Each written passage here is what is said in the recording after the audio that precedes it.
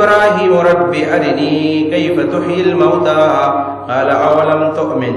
قال بلى ولكن ليطمئن قلبي. دا وسو د اصحاب الرشد یو بل مثال چې دا د اصحاب الرشد ابراهيم عليه السلام دی او ابراهيم عليه السلام د امام دی. الله وی چې ابراهيم الذي وفى او اذ ابتلى ابراهيم ربه بكلمات فاتمهن قال اني جاعلك للناس اماما. امام ابراهيم عليه السلام هم الله تعالی ارني كيف تحيي الموتى. الله ما تو حیات مړی څنګه ژوندۍ کې تب څنګه مړی ژوندۍ کې دا مخکې ګوره ابراهيم عليه السلام مناظره کړې ده نمرود سره.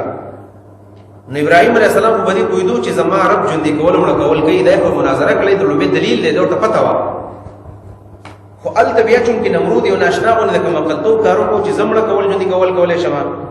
نو ابراهيم عليه السلام ورته وی چې زما مقصد دا نه دی الله ورته دی خدای ته و چې الله زه خو منم خدا به ته کې څنګه ما خو نمرود ته ویلو چې ته د سینې شي ژوندۍ کولې څنګه چې الله ژوندۍ کوي خدا بس څنګه ژوندۍ کېدو ما ته هغه کیفیت راوخایا. نو الله ورته ولې نه منې ویل ولې نه منم بلا منه مې خو صرف د اطمینان قلبي د پاره اطمینان قلبي د پاره الله دې چې کله ته اطمینان د زړه غواړي بیا به سلور مرغې راونیسي سلور او دا سلور مرغې ځان سره عادت کا چې خې پیژنې سلور مرغې ونیولې عادت یې کړلې بیا ورته الله ول دا مسئله لیکه او ټوټه ټوټه یې کا خپې او زره او څنګهونه او سینا او دا پتونان او دا سر او دا مری دا هر څه دا ټول یو ځای کا او ټول داسې مکس کا په خپل کې سرور مرغې راونیولې. علماء لیکلي دي چې یو پدې کې بانګي ده یو تاوس ده او یو کوتره ده او یو کارغه ده. سلور مرغې راونیولې بانګي کوتره تاوس او دارنګي کارغه. دا سلور مرغې چې جدا جدا دي د خپل سره مکس کړل ویل اوس دا سلور حصے کا بیل لټول به یو ځای سلور حصے کا یو په یو غربانی بل په بل غربانی بل په بل غربانی بل په بل غربانی دا شان چلے وکړو. اوس الله ورته دا په خپل لاس باندې حلال کړی دی کنه ویل آو دا مړ دی او نه دی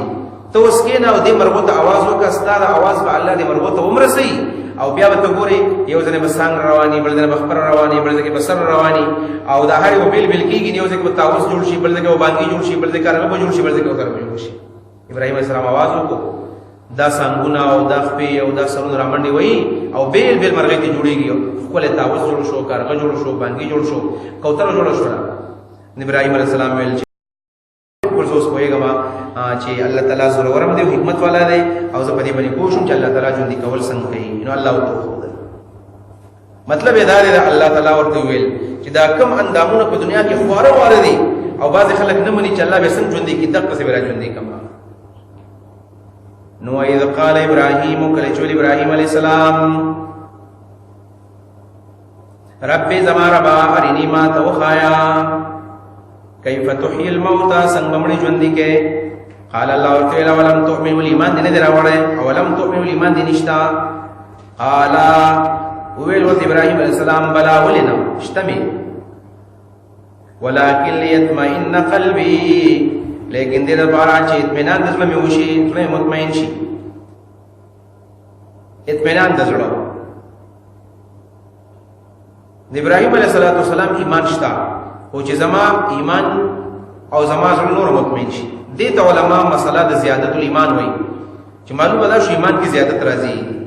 ځکه اطمینان مخکې دومره نشته اوس ډېر راغی نو دا هم زیادت شو او دا غي وجه ده چې د یقین تعلق د زړه سره دی د یقین او تصدیق تعلق د زړه سره دی او دا یقین په درې قسمه دی. یو ته علم الیقین وایي او چې کله سړی دی شی باره کې صرف علم لري بیا چې په سترګو باندې وایي هغه ته عین الیقین وایي او بیا چې کله په خپل مشاهده وکړي هغه ته حق الیقین وایي. نو دا زیادت راتلی شي.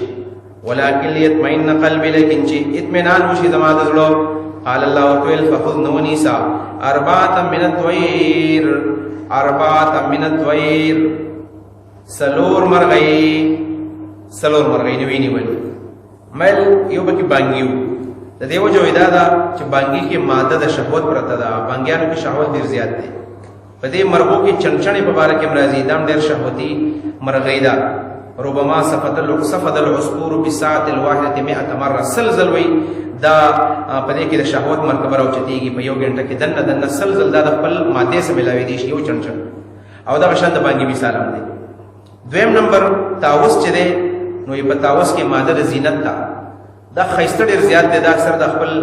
لکه یو دا وزري کولاو کې ورته پور ډیر زیات تعجب ورته کوي ډیر زیات خوشحاليږي نو د خایس د وجنه بیا تکبر راځي. دریم نمبر کارغه دی غراب نو په کارغه کې ماده د حرص پرته ده دا ډیر زیات حارس دی. دا کارغه د سار نه ماخام پورې وخت را جمع کی او کما خام بیا چرته مردار چرګړې وي دا بس بیا هم زی واغرهلی دغه د حرص ماده ډیر زیات پرته ده. او څلورم نمبر چې کم حمامه کوتره ده کوتره کې د غفلت او د غرور ماده پرته ده. کوتره چې کله د بچی مچی وږي او بیا په ډومې ځل باندې پاس ډیر زیات په تکبوري په دې هوا کې دا یو طریقه بل طریقه کې ډیر زیات په دې کې غفلتي پروا نه او داس ایوب کې د بچی به سنگيږي. تاسو کله چې کوتره ساتلې ټول وردا بچی دا سنگيږي आवाजونه کوي